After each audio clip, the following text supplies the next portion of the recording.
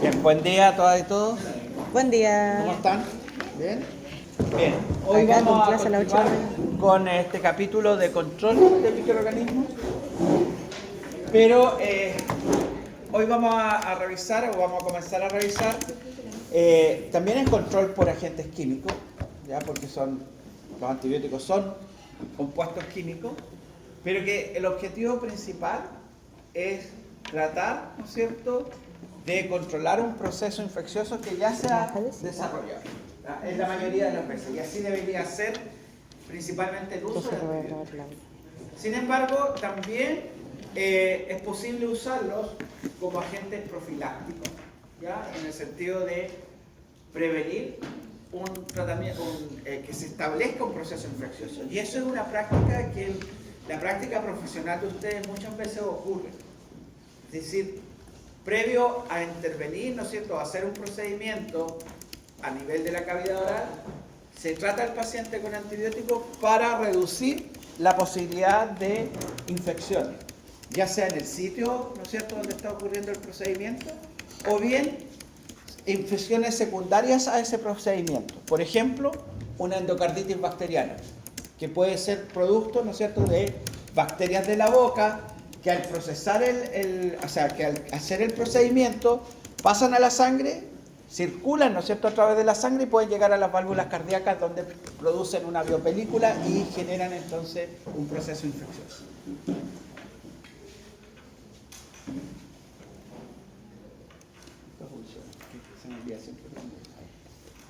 Entonces, ¿cuándo usamos antibióticos?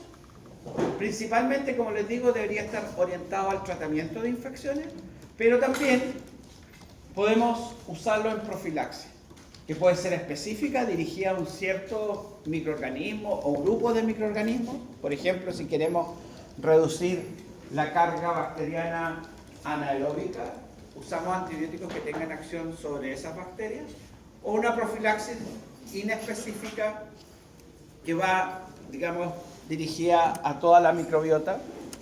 Y la idea siempre es prevenir infección. Otro ejemplo importante, por ejemplo, en cirugía a nivel gástrico, donde tenemos muchas bacterias, se hacen a veces decolonizaciones del tracto digestivo para bajar la carga bacteriana y bajar entonces así el riesgo de una infección postquirúrgica.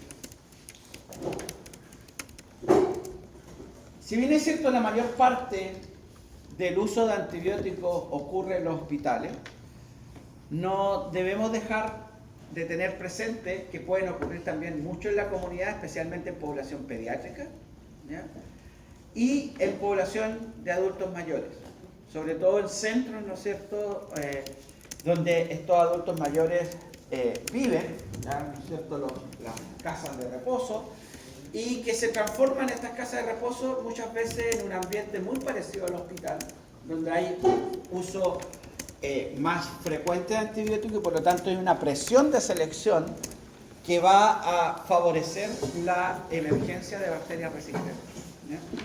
Y obviamente también no podemos dejar de tener presente que los antibióticos también son usados en producción animal, ya sea en ganadería, ¿no es cierto?, en avicultura o en acuicultura. En Chile es un país, ¿no es cierto?, muy importante en la acuicultura, sobre todo la salmonicultura, y donde también se usan antibióticos.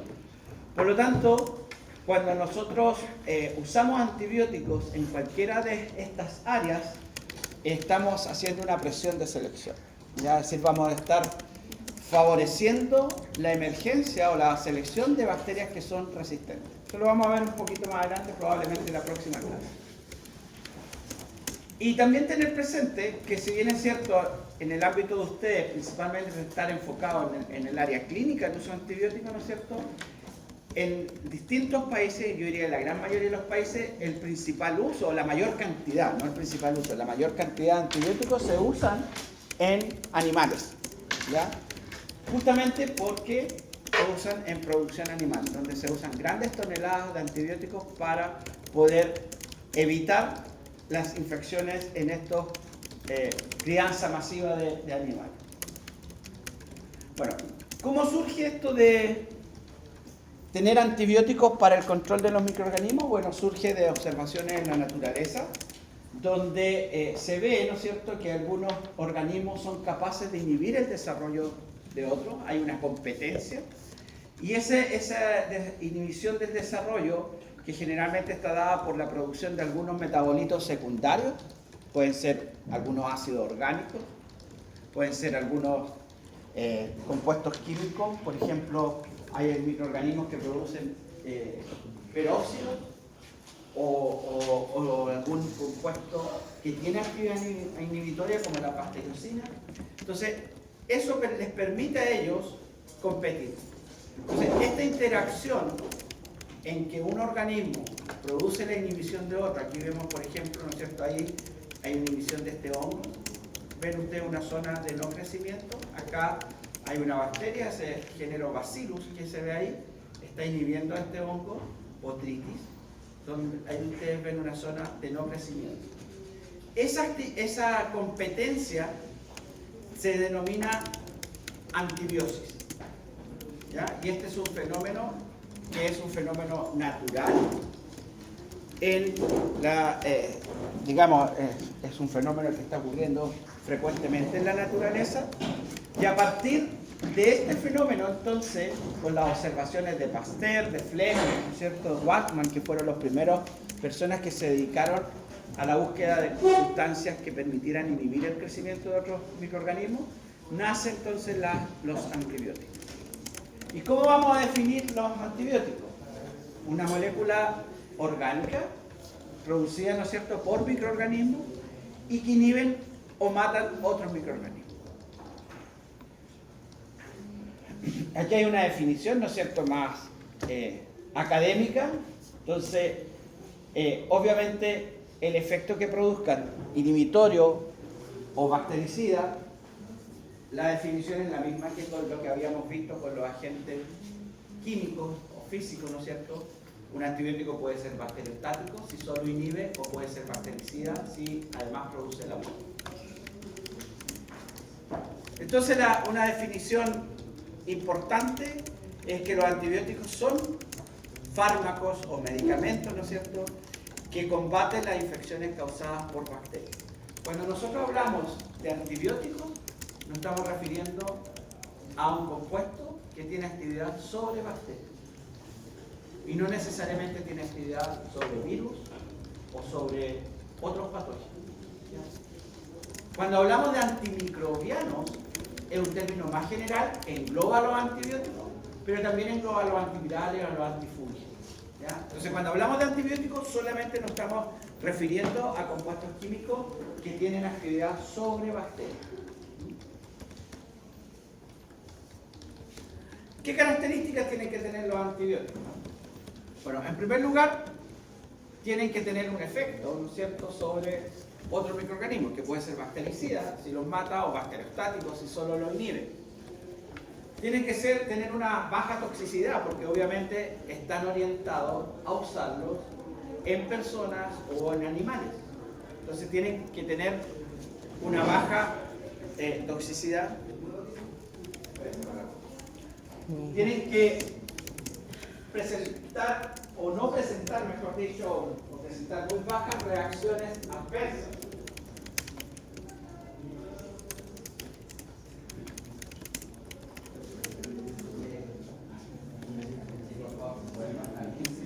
Pero se está escribiendo. Después te tomo la mano.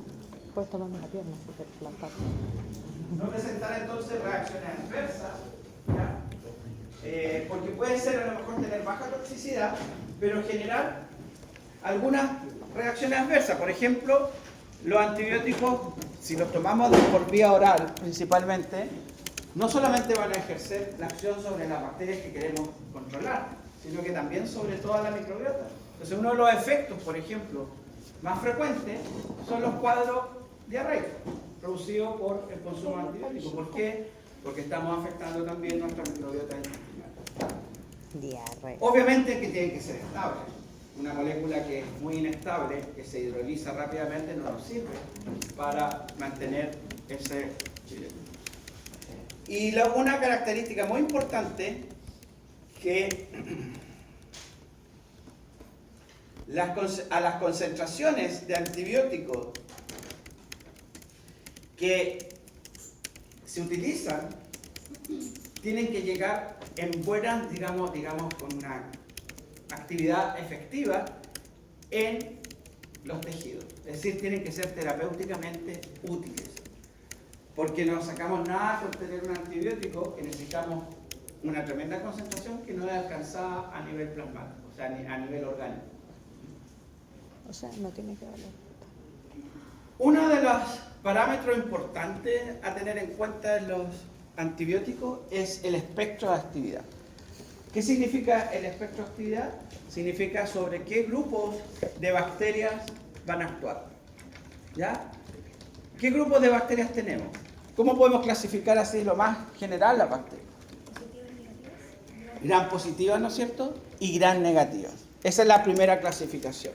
Entonces, vamos a tener antibióticos de reducido espectro cuando tienen una actividad preferente sobre gran positivo o sobre gran negativo.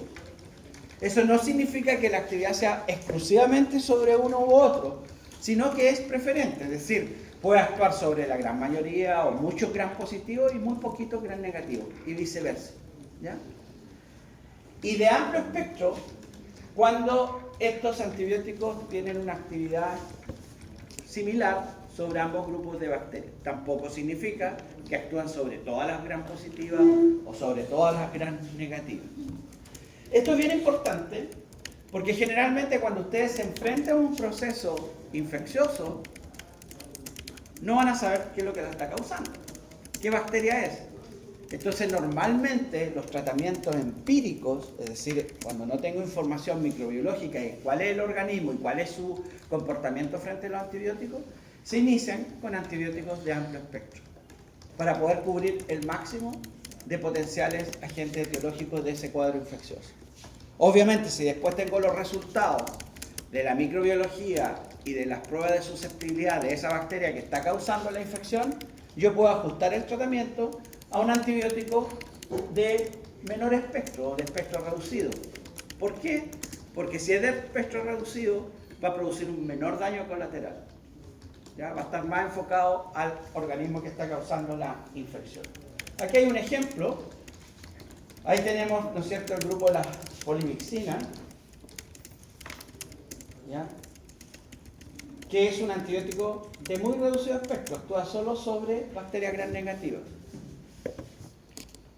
Pero acá tenemos otro grupo, las tetraciclinas, que es un antibiótico que para ustedes es importante, ¿ya?, o va a ser importante en su práctica profesional, que es de muy amplio espectro. Abarca las bacterias gram positivas, bacterias gram negativas y algunas otras bacterias que son difíciles de tratar, ¿ya? Incluso, en algunos casos, la tetraciclina también se usa para tratar algunos parásitos, algunos protozoos, por ejemplo, son susceptibles. Entonces es un antibiótico de muy amplio espectro.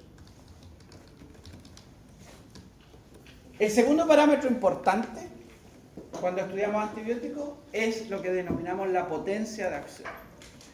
Y la potencia de acción tiene que ver con el efecto que produce el antibiótico a la concentración, ¿no es cierto?, que se usa sobre las bacterias.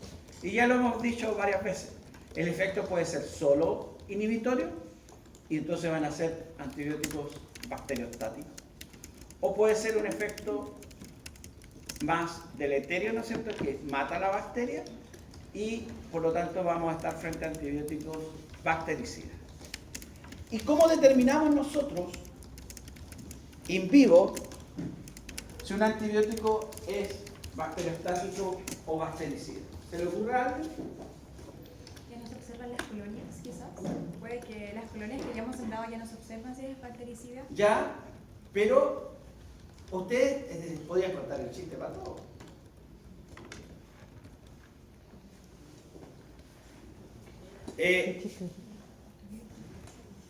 Cuando nosotros usamos antibióticos, ¿qué es importante? Cuando ustedes se toman un antibiótico, La cantidad de bacterias que van... la cantidad de bacterias, ¿qué más?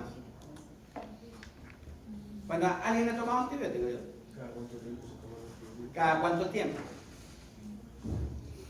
Veamos que día de reacción que era la reducción. La dosis, ¿no es cierto? La concentración de antibióticos.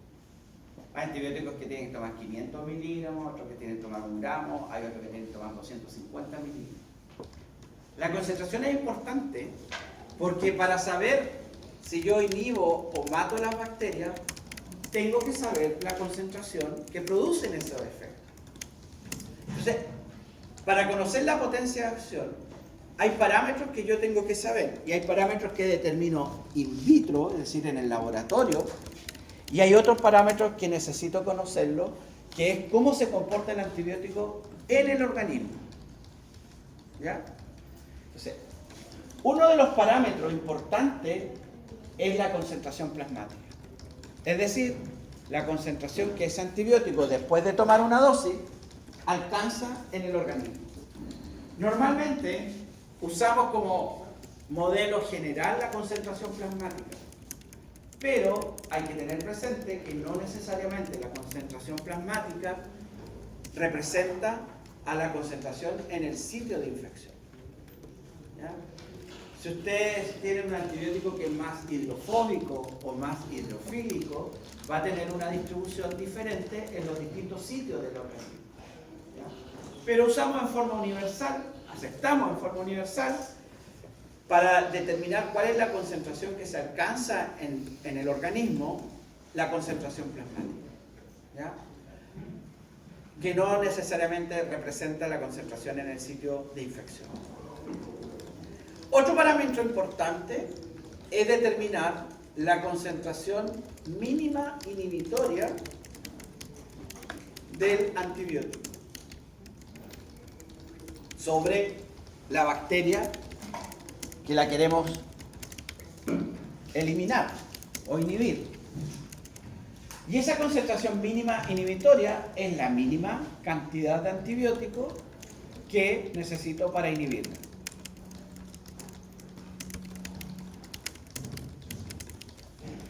Y el tercer parámetro importante es la concentración mínima bactericida, que es la mínima concentración que se necesita para matar a la bacteria. Profe, ¿Sí? ¿la cantidad mínima de inhibición sería igual a la cantidad como de crecimiento bacteriano? No, aquí estamos hablando de concentración y siempre, porque esa es una cosa que a veces se produce una confusión. Cuando hablamos de la CMI, CMB y la concentración plasmática, estamos hablando de la concentración del antibiótico. Obviamente que es necesaria para inhibir o matar la bacteria. Entonces estamos hablando de cantidad de antibióticos, no de cantidad de bacterias. ¿Ya? Entonces, estos tres parámetros nos van a permitir a nosotros determinar si un antibiótico in vivo, usándolo como un agente de control de infección, se va a comportar como bacteriostático o bactericida. Entonces, ¿qué es lo que tenemos que saber? Si la concentración plasmática, que es la que se alcanza, ¿no es cierto?, en el organismo, es mayor o igual a la concentración de la CMI, es decir, la concentración mínima inhibitoria, pero es menor que la concentración mínima bactericida, ese antibiótico va a ser bacteriostático. ¿Por qué? Porque la concentración plasmática a la que alcanza un organismo solo sobrepasa la CMI, es decir, la concentración mínima inhibitoria, pero no alcanza en el organismo la concentración que yo necesito para matar la bacteria. Por lo tanto, si yo administro este antibiótico bacteriostático en un paciente, ese paciente va o puede existir la posibilidad de que ese paciente, una vez que deje de tomar el antibiótico, las bacterias que están solo inhibidas vuelvan a crecer. ¿Entienden? En el caso de los antibióticos que son bactericidas, la concentración plasmática además está por sobre la concentración mínima bactericida. Es decir, la concentración plasmática sobrepasa la CMI, sobrepasa la CMB. Y por lo tanto, ese antibiótico in vivo va a ser bactericida. Normalmente se habla que para que un antibiótico tenga una buena efectividad en vivo, tiene la concentración plasmática que tiene que estar alrededor de unas 10 veces la CMB. ¿Ya? Para garantizar la eficacia terapéutica. Ahora, existen una serie de otros parámetros farmacológicos y farmacodinámicos que hay que tener en cuenta. No es lo mismo una persona que pesa 35 kilos a una persona que pesa 100 kilos. El volumen de distribución es distinto, por lo tanto la distribución del, ¿no es cierto?, del antibiótico va a ser distinto. Ustedes no han tenido farmacología. ¿Tienen farmacología en su mano? Sí, sí. El otro. Ahí van a entender bien, porque hay parámetros farmacocinéticos y farmacodinámicos que determinan la mejor eficacia de un determinado antibiótico. ¿Ya? Pero por ahora, obviamente, para tener un efecto bacteriostático o bactericida, tenemos que conocer estos parámetros. Si la concentración plasmática ahora es menor, si ni siquiera alcanza la CMI, entonces estamos frente a una bacteria que es resistente. Porque con la concentración que se alcanza en el organismo ni siquiera podemos inhibirla. ¿Ya?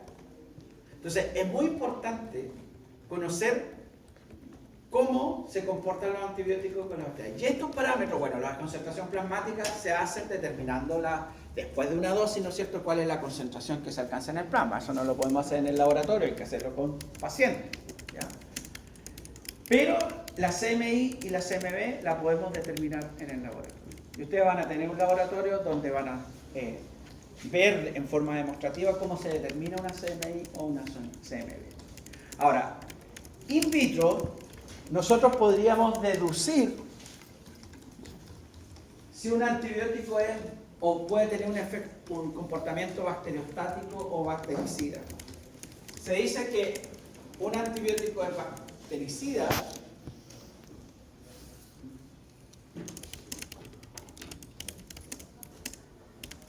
cuando la CMB es igual a la CMI. O sea, necesito la misma concentración o concentraciones muy cercanas para producir la inhibición y la muerte. Esto es in vitro. Y se dice que un antibiótico es bacteriostático cuando la CMB es mayor o igual a 4 veces la CMI. Por ejemplo, si la CMI es 2, en este caso,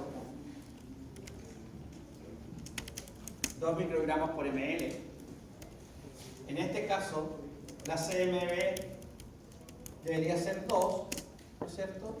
O bien 4, está cercana. En este caso, si la CMB es 2, la CMB debería ser 8, mayor o igual a 8 microgramos por ml. Cuando ya es mayor o igual a 8 microgramos por ml, es decir, 4 veces la CMI, entonces ese antibiótico es muy probable que en vivo se comporte como un antibiótico bacteriostático. Sin lugar a duda, lo que realmente establece esto es conocer la concentración plasmática. Y por eso es muy importante esta curva que está acá, que representa, no voy a entrar en detalle porque como ustedes no han tenido farmacología, faltan algunos elementos para que lo entiendan bien, pero solamente me interesa que entiendan que cuando se administra una dosis del antibiótico, hay un pico, ¿no es cierto?, de absorción que alcanza la concentración máxima. La concentración máxima es la máxima concentración que se alcanza a nivel plasmático. Y después comienza a bajar. ¿Qué cantidad o cómo comienza a bajar? Depende del antibiótico. En el fondo de la vida media del antibiótico. Porque el antibiótico cuando ingresa al organismo puede ser metabolizado. Y de hecho y depende de dónde sea metabolizado, si en el hígado, en el riñón, y cuáles son los metabolitos, porque muchos antibióticos se metabolizan y los metabolitos pierden la actividad antibacteriana. Entonces, cuando se administra una dosis, se alcanza el máximo, comienza a bajar. Si esta es la línea de la concentración mínima inhibitoria, es decir, después de la dosis aquí alcanzo la concentración mínima inhibitoria, significa que ya a esta concentración, ¿no es cierto?, ya yo estoy inhibiendo y he pasado varias veces en la concentración máxima la CMI. Pero empieza a bajar y podemos llegar bajo la CMI. ¿Cuándo debería dar una segunda dosis? ¿Aquí o antes? Antes, pues, porque igual es como que se demora en... Antes. Lo que yo debo evitar es que lleguemos bajo la CMI, porque si nosotros bajamos a la concentración por debajo de la CMI, es decir, una concentración subinhibitoria, estoy favoreciendo la selección de bacterias que tienen una concentración inhibitoria, porque acuérdense que las bacterias no es un individuo, ni todos los individuos tienen la misma, este es un fenómeno poblacional, entonces yo puedo estar seleccionando, si bajo a concentraciones subinhibitorias, puedo estar seleccionando, ¿no es cierto?, bacterias que tengan una concentración un poco más elevada. ¿Ya? Entonces, la idea es dosificar durante el tratamiento, nunca estar por debajo de la CMI. Y eso es muy importante que ustedes lo tengan claro, porque tienen que explicárselo a sus pacientes, que si un antibiótico dice que es cada 8 horas, es cada 8 horas y no cada 12, ni cada 10, ni cada 24 horas. Porque si está diseñado para cada 8 horas, es porque es para evitar esto. ¿Ya? Y lo otro importante que hay que tener presente es que depende del paciente, depende de los microorganismos y el del antibiótico que estemos administrando, cómo se va a comportar. Por lo tanto, ¿de qué depende del paciente?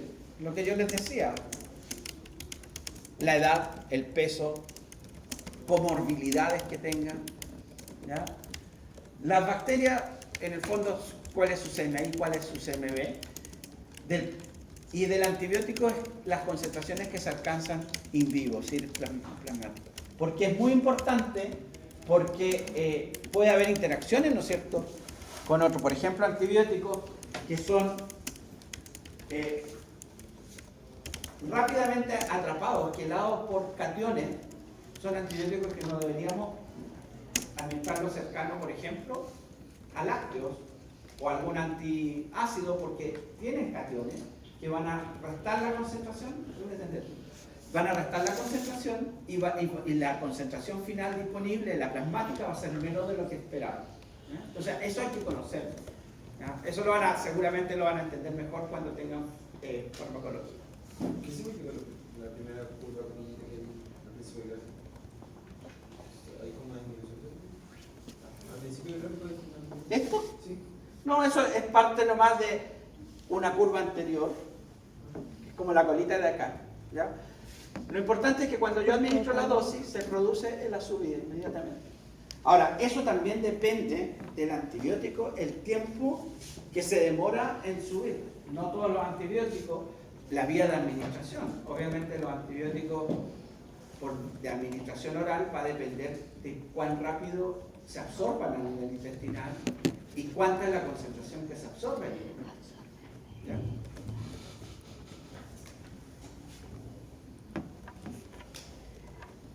Bueno, volviendo a los antibióticos. Para que un antibiótico ejerza su acción, es decir, para que pueda matar o inhibir una bacteria, tiene que tener un blanco en la bacteria, un sitio donde actuar. Si ese blanco no existe, ese antibiótico no nos sirve. La bacteria va a ser naturalmente insusceptible a ese antibiótico. ¿Ah? Entonces, normalmente, los sitios de acción de los antibióticos tienen que ver con estructuras, vías metabólicas, ¿ya? Enzimas que son vitales para la bacteria. ¿Ya? Y los blancos más importantes, por ejemplo, son los ácidos nucleicos, Ya vamos a verlo aquí al tiro. Los ácidos nucleicos, ¿por qué? Porque el antibiótico lo que hace es interferir con este proceso de síntesis de los ácidos nucleicos. También hay antibióticos que inhiben la síntesis proteica. ¿Por qué? Porque intervienen en el proceso de síntesis proteica. Otros van a actuar a nivel de la pared. ¿Cuál es la pared bacteriana? ¿Cómo está constituida? Por péptido glical. Por el péptido glical. Entonces hay antibióticos que actúan o no permiten que se sintetice la pared. ¿Qué le pasa a una bacteria cuando no se sintetiza la pared?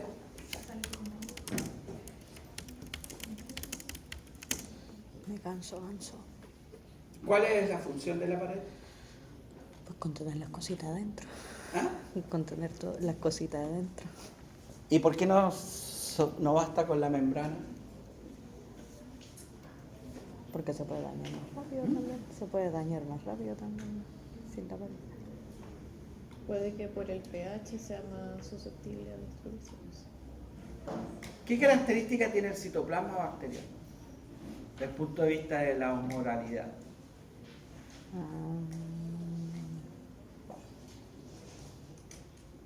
Cuando hablamos de osmolaridad, ¿qué estamos hablando? Pensando. La concentración. ¿Concentración de qué? Iones. De solutos, ¿no es cierto? O sea, cuando nosotros hablamos de osmolaridad, hablamos de presión atmosférica. Y una de las características del citoplasma bacteriano es tener una gran presión atmosférica, una alta presión atmosférica por la gran cantidad de solutos que tienen. Si nosotros, las bacterias no tuvieran pared y no la ponemos en un medio isotónico con el citoplasma, ¿qué le va a pasar a esa? Se rompe. Se rompe porque ¿cuál es la tendencia natural si yo tengo al interior del citoplasma una gran concentración y fuera del citoplasma la concentración es más baja? ¿Qué es lo que pasa ahí? Va a salir. Tienden a equilibrarse. ¿Y cómo se equilibran? No, entra agua, ¿no es cierto? Para poder equilibrar. Y al entrar agua, se lisa. Entonces la pared es sumamente importante porque si no tuvieran pared, se rompería por la presión que hay en el citoplasma.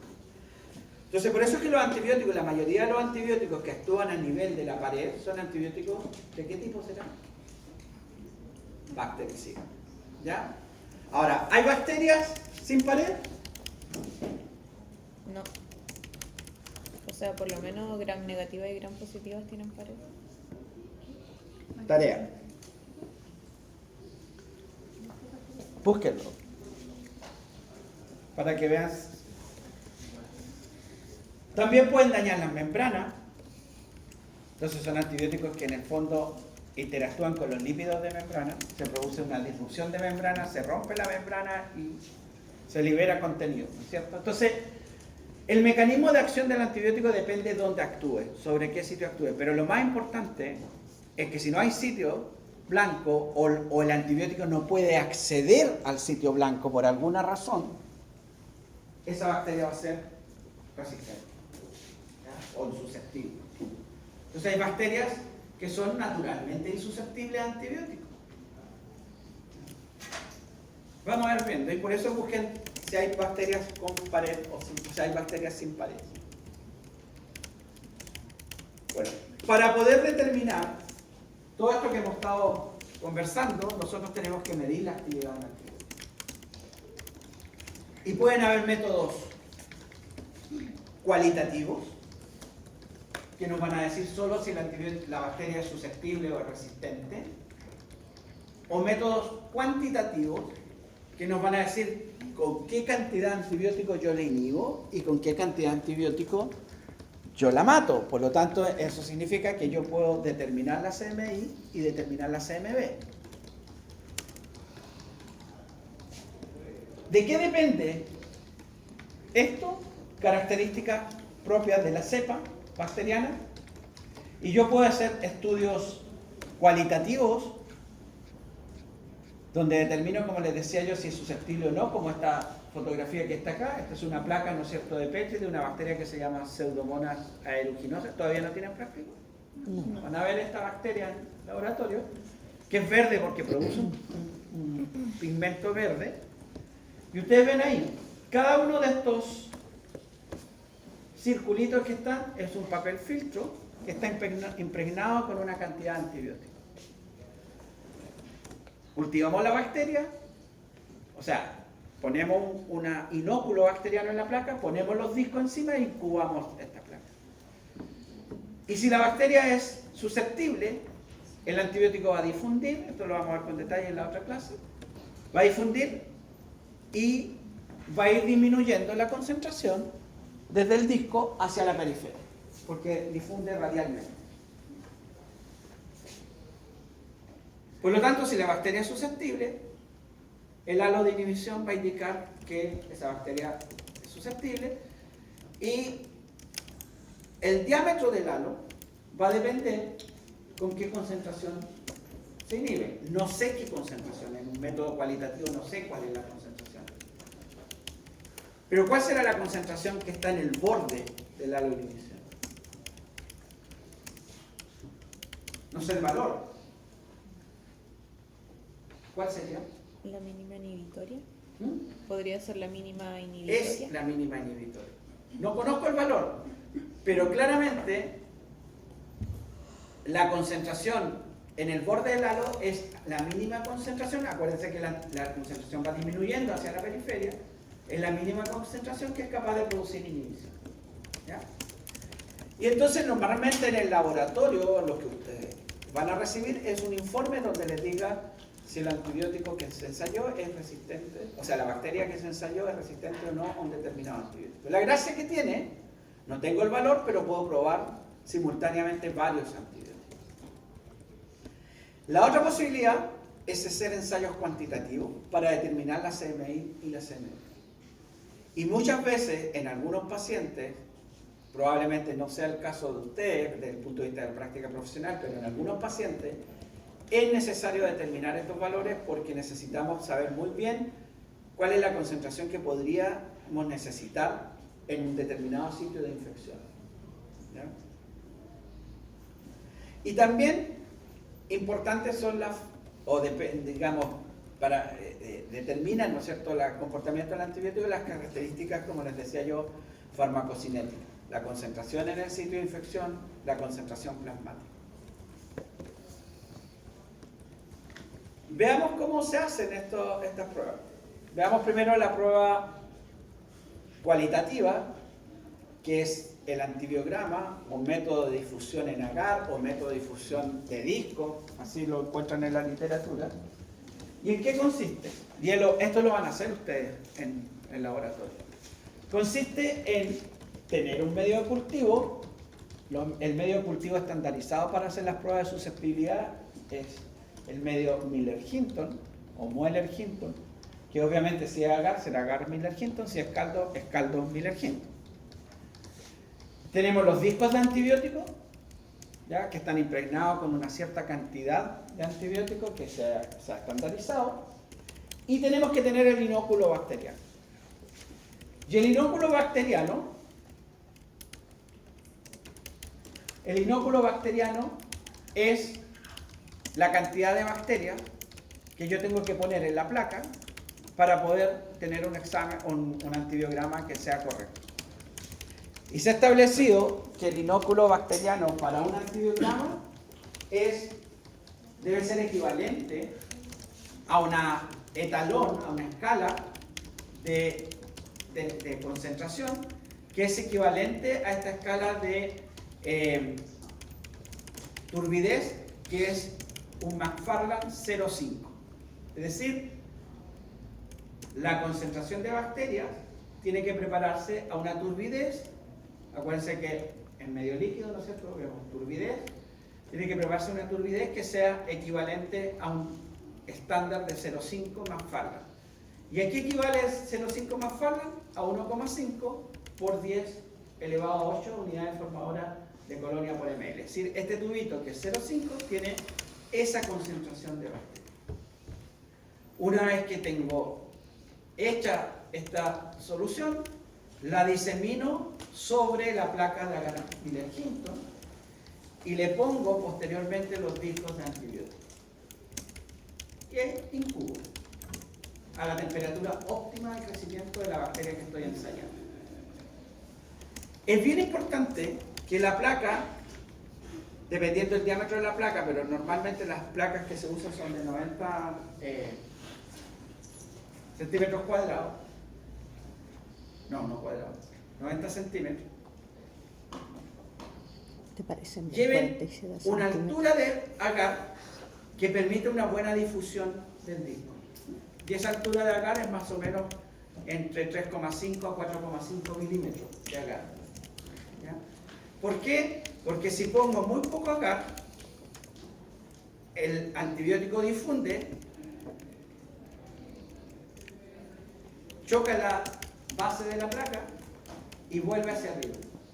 Y entonces aumenta la concentración. Y eso nos puede dar falsos susceptibles. Al revés, si le pongo mucho agar, el antibiótico difunde, como es más profundo, difunde más hacia la profundidad y no hacia la periferia, y por lo tanto me puede dar falsos resistentes. Una vez que incubo, Ya son las 9. mido el diámetro del disco, del diámetro de halo inhibición, ¿cierto? Ahí lo vemos, mido el diámetro del halo inhibición con una reglita, eso es lo que van a hacer ustedes en el laboratorio, y determino en base a un estándar, que en Chile usamos este estándar que es de Estados Unidos, ¿no es cierto?, del Clinical and Laboratory Standard Institute, mido el diámetro del halo, reviso el estándar, las tablas de diámetro y determino si la bacteria es susceptible, es resistente, obviamente si no hay ningún halo es claramente que es resistente, o bien tiene un halo intermedio. Y así entonces yo puedo saber, después de hacer el antibiograma, a qué antibiótico la bacteria que está causando el proceso infeccioso es susceptible o resistente. Vamos a las tablas que tiene este estándar y vemos, ¿no es cierto?, por ejemplo aquí para esta especie, para este género Enterococcus, vemos que para vancomicina, que es un antibiótico, están los diámetros de halo y están las concentraciones minimizatorias que definen si la cepa es susceptible o resistente. Eso se informa y ustedes como clínico o el médico como clínico tiene que interpretar y evaluar qué antibiótico, si el antibiótico que prescribió en forma empírica es el correcto, si lo puede cambiar o no, o si necesita cambiarlo si la bacteria es resistente. ¿Ok? Estamos en la hora. ¿Dudas?